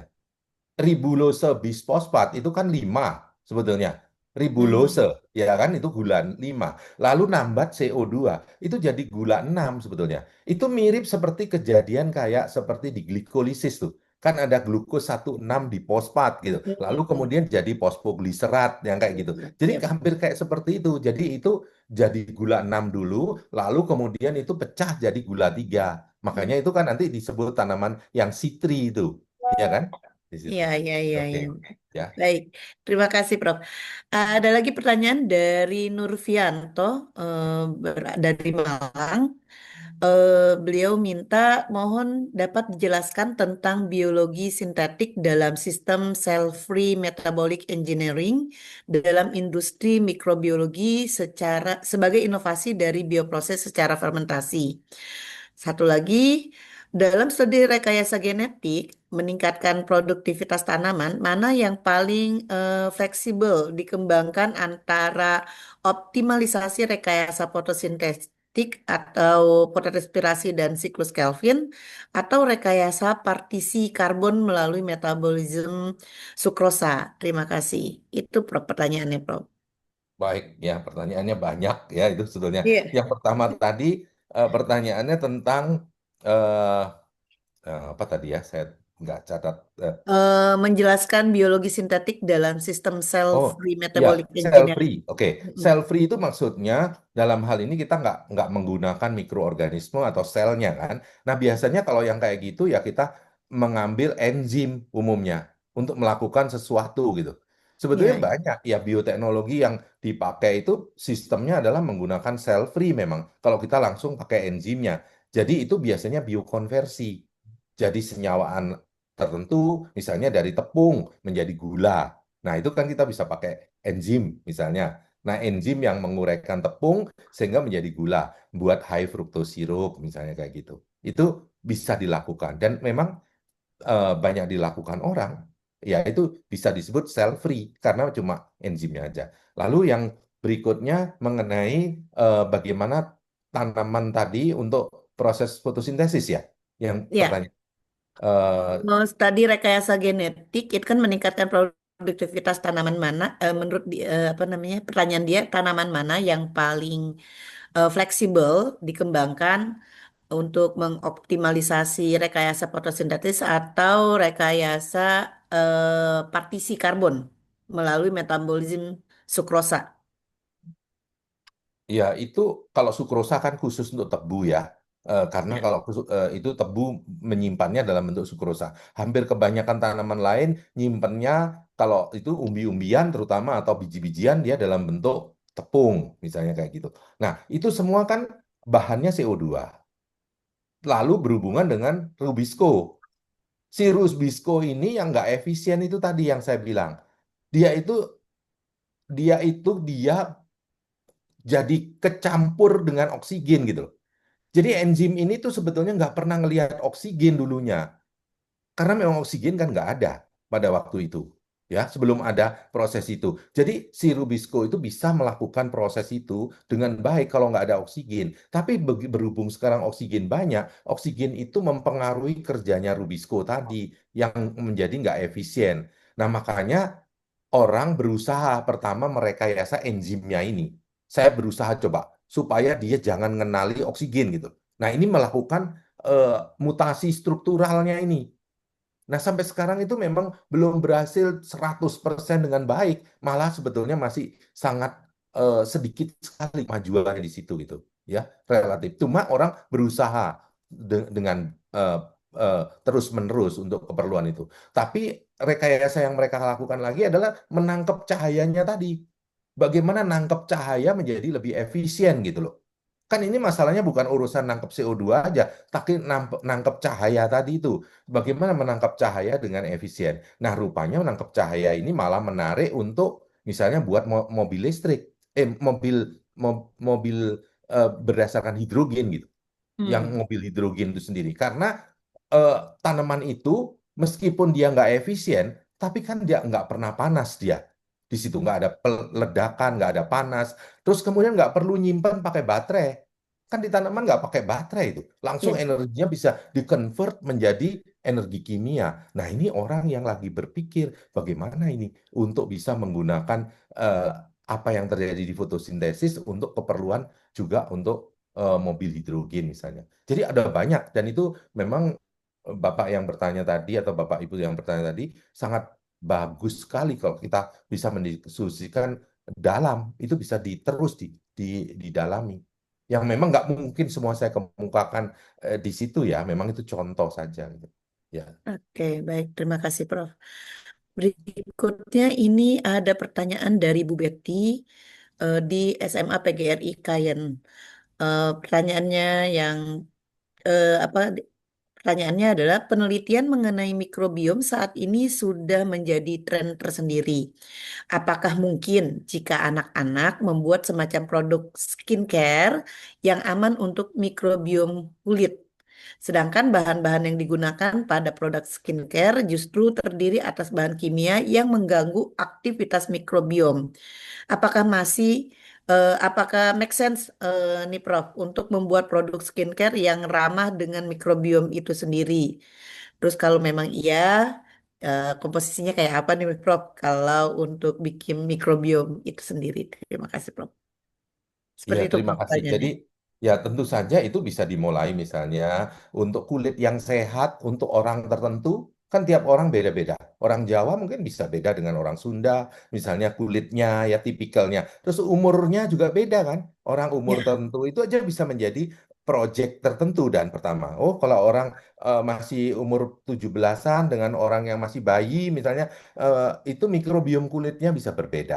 Lalu apa yang terjadi kalau kemudian saya kasih kunyit misalnya di situ atau Hmm. dikasih apa, lalu ada perubahan apa misalnya yang kayak gitu. Itu juga bisa dipelajari sih sebetulnya di dalamnya untuk kita bisa mengerti menghasilkan sesuatu sama kayak jamu kan itu Mm-mm. sendiri. Nah, kita mempelajari aspek itu sendiri sebetulnya sangat baik. Cuma apakah eh, peralatan-peralatannya memungkinkan? Nah, mungkin kalau yang sederhana sih bisa saja ya. Misalnya kayak oke menumbuhkan bakteri dengan media-media yang sederhana gitu. Nah, itu mulai diperhatikan gitu. Jadi itu yang tadi juga saya bilang supaya bisa bersama gitu. Meskipun itu lab zoologi atau lab botani, bisa saja menggunakan lab mikrobiologi karena memang itu adalah mikrobiom yang dipelajari gitu loh. Untuk kulit yang sehat gimana kalau kemudian kita nggak mempelajari mikrobiomnya? Kan sulit juga. Demikian juga pada kucing misalnya. Kucing itu menjadi bulunya banyak apa? Mungkin di dalamnya juga banyak mikroorganisme yang tidak sesuai misalnya di situ. Iya, Jadi saya kira terbuka banyak sekali itu Bu untuk bisa mengajukan apa eksperimen ataupun eh, ya semacam proyek penelitian kecil gitu. iya. Intinya kalau untuk skincare itu balik lagi kepada jenis kulit dari eh, Ya. yang akan diteliti ya, Prof. Karena memang secara pribadi nih, Prof, saya juga pernah punya pengalaman waktu saya masih remaja itu kalau muka saya agak eh, bruntus gitu karena paparan cahaya matahari itu biasa suka saya pakai sagu singkong tuh, Prof, dipakai air hangat Hmm. terus itu 2 hari aja itu balik lagi mulus kembali gitu, Prof. Tapi pas sudah di usia ini itu setelah saya memasuki usia dewasa ternyata pakai itu udah nggak mempan gitu kenanya gitu kayak gitu, Prof. Ya. Iya, jadi penelitiannya ini balik lagi kepada jenis kulit dari penelitian yang akan diteliti ya, Prof. Kalau ingin dikembangkan. Oke, baik, Prof. Berikutnya, Prof, dari Ibu Diah Utari di SMAN 1 Magetan. Pertanyaannya adalah bagaimana orang yang ODGJ dalam korelasi sistem pertahanan tubuh khusus kebugaran manusia, kebahagiaan, kesehatan mental, dan jenis bakteri yang mempengaruhinya. Seperti itu, Prof, pertanyaannya. Silakan, Prof. Itu mungkin perlu penelitian juga, ya kan? Atau mungkin kalau kemudian ada yang meneliti, saya nggak tahu juga apakah udah ada yang melaporkan di suatu jurnal gitu. Mungkin bisa di search, tapi saya nggak tahu gitu apa perbedaannya atau apa. Mungkin aja memang bisa berbeda, bisa dipelajari ya, kayak eh, orang-orang itu apakah dia itu lebih resisten atau lebih tahan terhadap infeksi juga kita nggak tahu gitu di situ. Tapi untuk ini nggak tahu saya jawabannya ya mengenai Oke. apa karena itu kan harus baca. Mungkin Anda Iya. sudah ada yang mempublikasi, kita nggak tahu juga. Cuma saya nggak tahu mengenai jawaban itu gitu. Ya. Oke, baik. Terima kasih, Prof. Berikutnya pertanyaan dari Bapak Hendris Chandra di SMAN 1 Ciampea, Bogor. Pertanyaannya adalah, apakah ada kemungkinan kita tidak mendapatkan mikroba baik yang dapat mempengaruhi fisiologis kita? Nah, ketika kita mengkonsumsi makanan dengan pengolahan yang terlalu ekstrim, ini apakah kira-kira kita tidak mendapatkan mikroba baik itu sendiri, Prof? Silakan, Prof. Ya, betul. Hmm. Terima kasih. Ya, jadi itu bisa terjadi. Jadi artinya makanan-makanan tertentu mungkin membawa suatu mikroorganisme yang memberikan konteks, misalnya dia bisa memacu pertumbuhan tertentu pada bakteri yang ada di usus kita gitu. Nah, Hmm. kalau dia memacu pertumbuhan bakteri yang kemudian menghasilkan hormon-hormon misalnya kayak dopamin, serotonin, itu kan bisa mempengaruhi kondisi psikis dari yang eh, mengkonsumsinya gitu.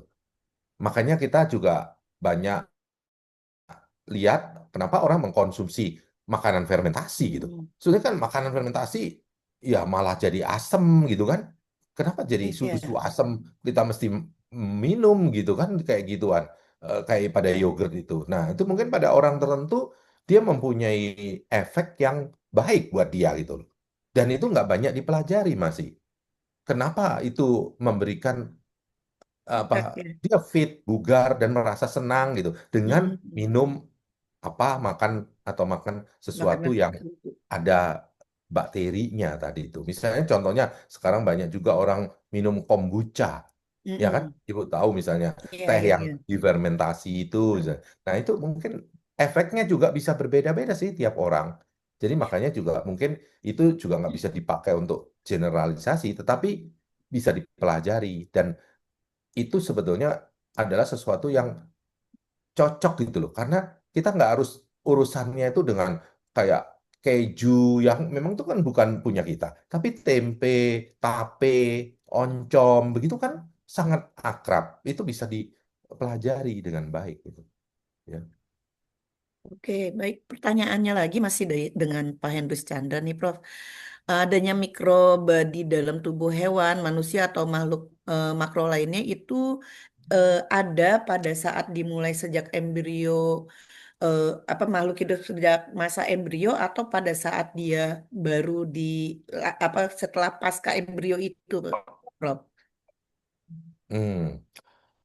Ya, ini pertanyaan yang baik. Nah, sebetulnya kalau kita menanyakan itu begini, sejauh ini kalau kemudian orang menganalisa bakteri di rahim itu tuh dikulturkan tuh nggak ada gitu. Jadi dianggapnya sebetulnya itu secara umum rahim itu bebas bakteri gitu loh sebetulnya ya. Jadi kalau itu dia tumbuh di situ biasanya zigot embrio tadi itu bisa bebas bakteri gitu. Cuma penelitian yang sangat detail itu bisa menunjukkan juga bahwa sebetulnya ada bakteri tapi nggak bisa dikulturkan. Nah, sehingga sebetulnya dari mana bakteri awalnya ada? Sebetulnya bakteri itu awalnya kan lahirnya lewat vagina, ya kan? Nah, jadi vagina ibu itu penuh dengan bakteri. Dan bahkan sebetulnya pada waktu hamil, ibu itu vaginanya itu berubah komposisi komunitasnya, mikrobiomnya, menyediakan bakteri-bakteri grup misalnya Lactobacillus tertentu yang nanti penting untuk pencernaan anaknya. Nah, pada waktu bayi itu keluar, kan itu kayak kepalanya keluar dulu, terus kemudian badannya, kakinya gitu. Itu seperti dikoas, diselaputi oleh vagina, bakteri yang ada di vagina. Jadi dia itu seluruh tubuhnya itu seperti diselimuti oleh bakteri dari vagina ibunya.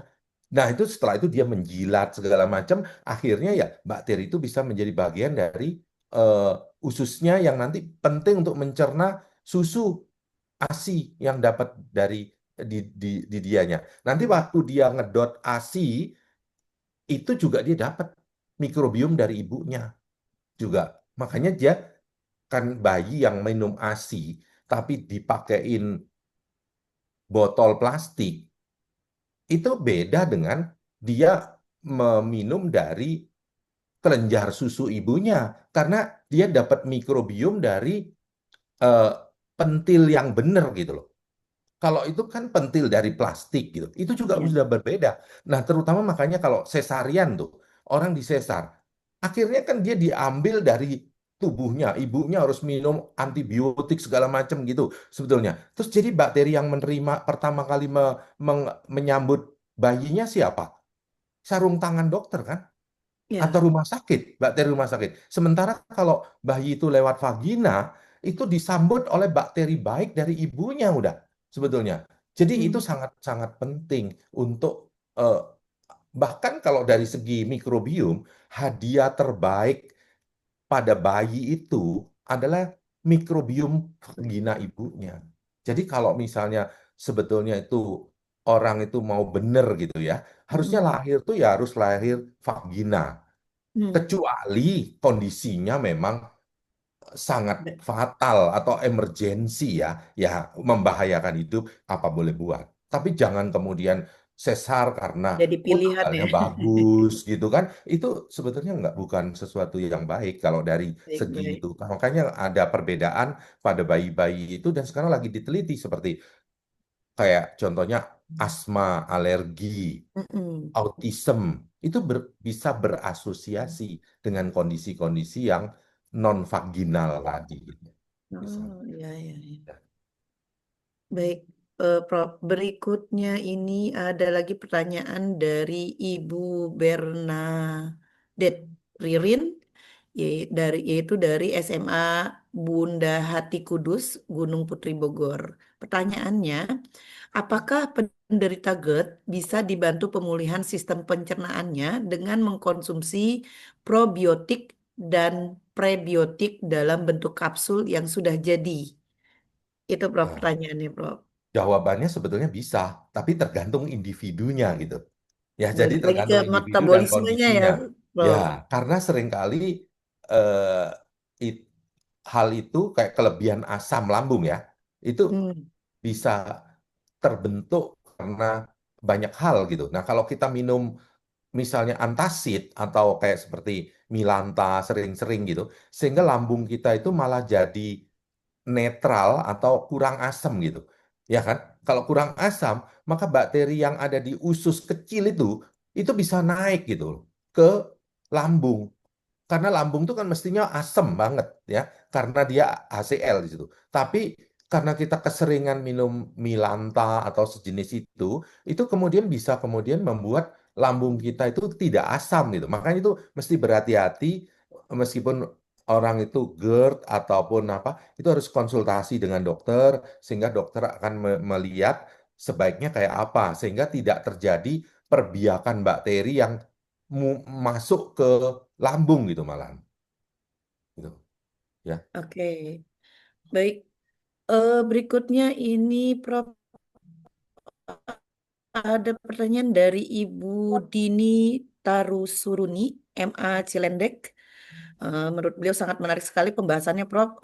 Pertanyaan beliau adalah, menurut Prof, berapa lama lagi diperlukan untuk memasalkan AI fotosintesis karena ini akan sangat membantu terutama di kota-kota besar di antaranya untuk mengurangi penggunaan AC dan tentu berikutnya dapat mengurangi efek rumah kaca. Itu, Prof, pertanyaan dari Ibu Dini. Silakan, Prof. Ibu Dini ya sangat memperhatikan. Terima kasih Iya. tadi yang dikemukakan itu. Sebetulnya itu kalau lihat riset-risetnya itu banyak memang udah diinisiasi oleh perusahaan-perusahaan besar loh sebetulnya. Seperti tadi kan saya kemukakan Toyota itu yang Hmm. melakukan riset itu sendiri. Karena mereka membuat misalnya mobil hidrogen dan bagaimana caranya memanen energi yang kemudian menjadi lebih efisien. Ya, mungkin itu adalah inspirasi dari alam juga ya. Bagaimana alam itu memanen cahaya gitu loh. Terus kemudian bisa menggunakannya menjadi energi kimia yang dalam hal ini orang membuatnya, menyalurkannya jadi plastik gitu. Jadi kita tidak harus membuat plastik dari hidrokarbon lagi gitu, dari minyak bumi. Tapi kita bisa menggunakan fotosintesis tadi untuk menghasilkan plastik, antara lain digunakan seperti itu. Jadi kalau berapa tahunnya ya saya nggak bisa mengatakan itu ini, tapi mungkin nggak terlalu lama-lama sekali ya, maksudnya nggak sampai ratusan tahun gitu, mungkin 10 tahun gitu bisa saja udah mulai ada. Bahkan sekarang pun sebetulnya mobil hidrogen sendiri sudah mulai dikembangkan dengan menggunakan cara-cara yang mengambil inspirasi dari fotosintesis. Sebaliknya, fotosintesis pun mungkin nanti bisa dibuat menjadi lebih efisien dengan mempelajari fotovoltaik tadi, sel surya yang ada itu. Ya. Oke. Baik, Prof. Berikutnya ini pertanyaan dari Pak Suparman tentang GMO nih, Prof. Dampak dari GMO. Pak Suparman ini dari SMAN 11 Pangkajene.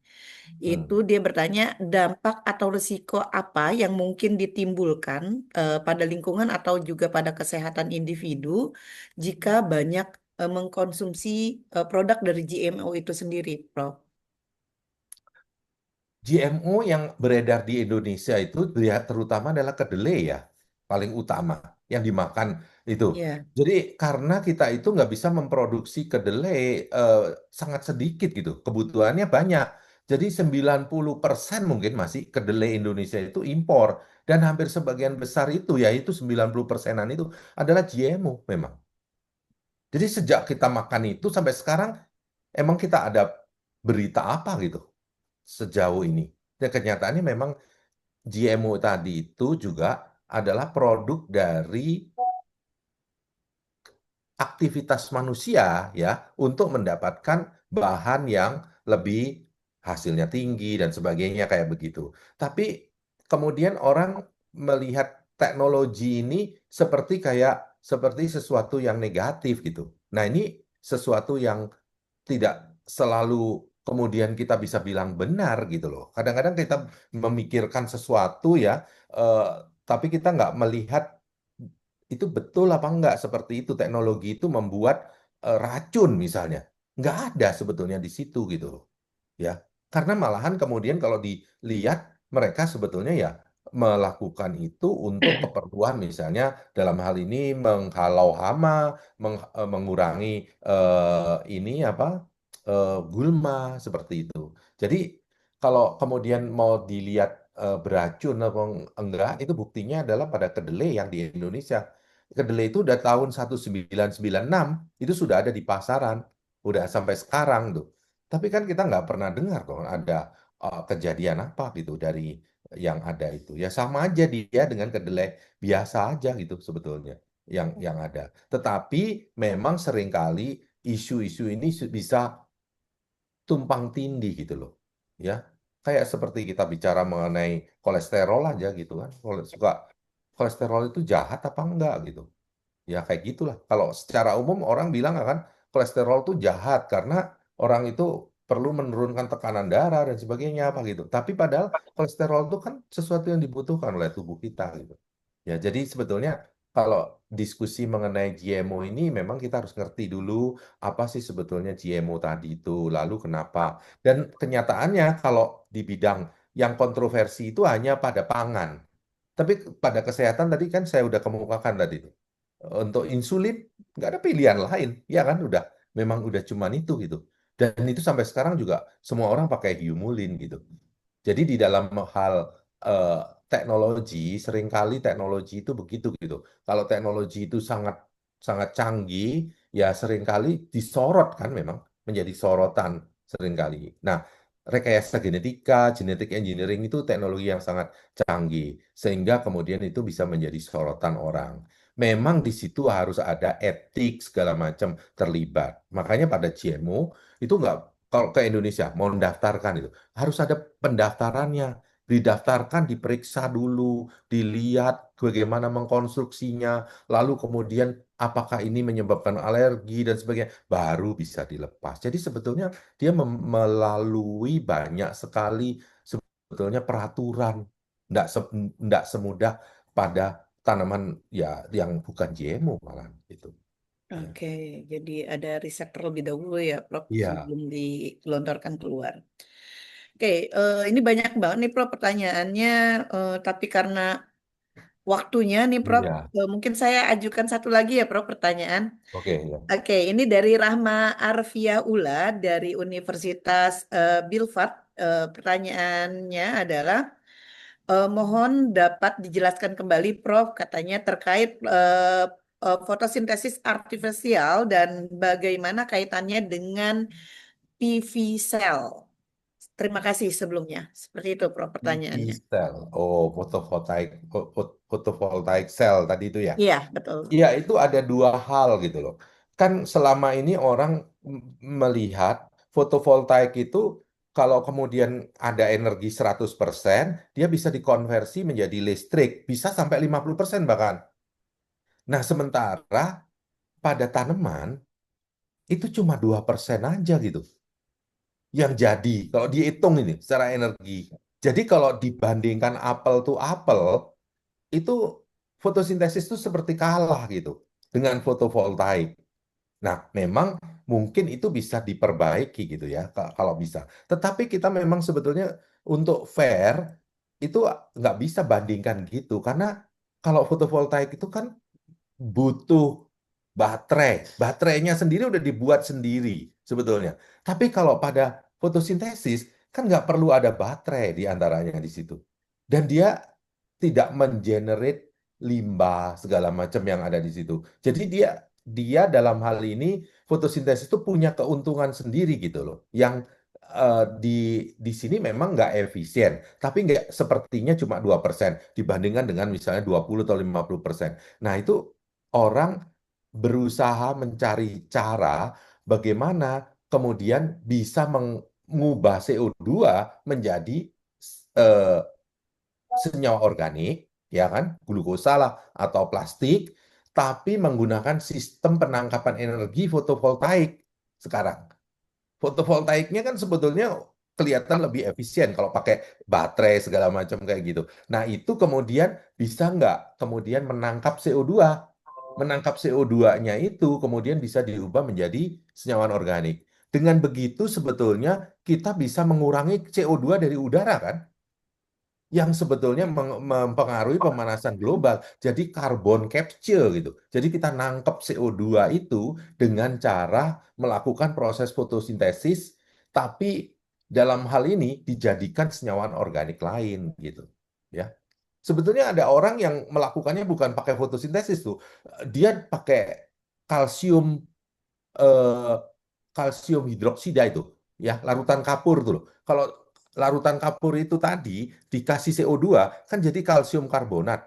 Nah, kalsium karbonatnya itu kemudian disebut sebagai sink, karbon sinknya itu. Nanti bisa dilarutin lagi, CO2-nya disimpan di tempat lain, lalu kalsium oksidanya balik lagi. Kalsium oksidanya dipakai untuk nambat CO2 lagi, lalu kemudian dilarutkan lagi, CO2-nya diambil, lalu CaO-nya balik lagi gitu loh. Jadi kayak bolak-balik itu untuk nangkep CO2. Tapi penangkepan ini bukan fotosintesis. Ini juga orang ada yang ngerjain pekerjaan kayak gini. Jadi mengambil CO2 diubah. Ini urusannya siklus Calvin kan, dark reaction-nya. Tapi yang light reaction-nya itu adalah yang kayak fotovoltaiknya tadi, padanannya gitu. Yang kalau di fotosintesis adalah antena penangkap cahaya, itu light harvesting-nya itu, apa fotosistemnya itu, fotosistem itu, ya. Oke. Oke, baik. Terima kasih, Prof. Luar biasa, Prof. Ini sangat menarik sekali. Kayaknya kalau dibahas lagi nih bisa butuh 2 sampai 3 hari nih, Prof. Karena Ya, memang luar biasa untuk inovasi bioteknologi ini ya bahasannya, Prof. Ya. Oke, baik. Terima kasih banyak, Prof. ya. Terima Menarik banget kasih. ini materinya dan Ya, sangat luar biasa ilmu yang ya, disampaikan. Terima kasih banyak. ya. Baik, para audiens semua, materi kita sudah tuntas dan diskusi kita sudah selesai sampai hari ini karena berbatas waktu. Untuk pertanyaan nanti insya Allah akan tetap kami sampaikan kepada Profesor Antonius dan insya Allah nanti akan disampaikan juga jawabannya melalui grup WA yang sudah ada. Baik, meningkat ke acara selanjutnya yaitu pembacaan doa yang akan dipimpin oleh Al-Ustadz Bapak Amir Qadir dari MAN 11 Jakarta. Kepada Bapak Amir Qadir disilahkan. Assalamualaikum warahmatullahi wabarakatuh.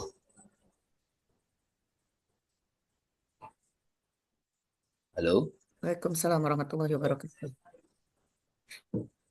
Bapak dan Ibu sekalian yang saya hormati, khusus Bapak dosen kami di IPB, Bapak Antonius Suwanto, panjang umur, sehat afiat, banyak rezeki, amin. Ya Rabbal Alamin. Bapak Ibu sekalian, marilah kita akhiri webinar kita pada siang hari ini. Didahului dengan membaca suratul Fatihah. Ala hadhihi niyah wa bi kulli niyatin sholihah wa ila hadratin Nabi Al-Fatihah. A'udzu billahi minasyaitonir rajim. Bismillahirrahmanirrahim. Alhamdulillahi rabbil alamin. Arrahmanir rahim. Iyyaka na'budu wa iyyaka nasta'in. Ihdinas siratal mustaqim. Siratal ladzina an'amta 'alaihim ghairil maghdubi 'alaihim waladdallin. Amin. Astaghfirullahal azim. Astaghfirullahal azim. Astaghfirullahal azim. Bismillahirrahmanirrahim. Alhamdulillahi rabbil alamin. Hamdan yuwafi ni'amahu wa yukafi'u mazidah. Ya Rabbana lakal hamdu wa lakal syukru kama yanbaghi li jalali wajhikal karim wa li 'azimi sultanika.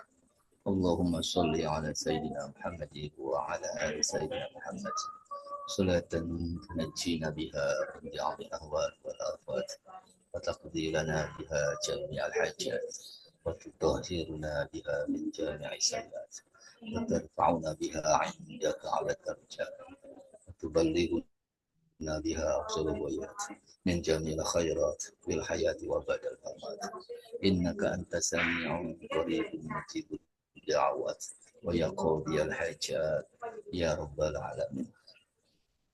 ربنا انفعنا بما علمتنا ربي علمنا الذي ينفعنا ربي فقهنا وفقه أهلنا وقربة لنا في ديننا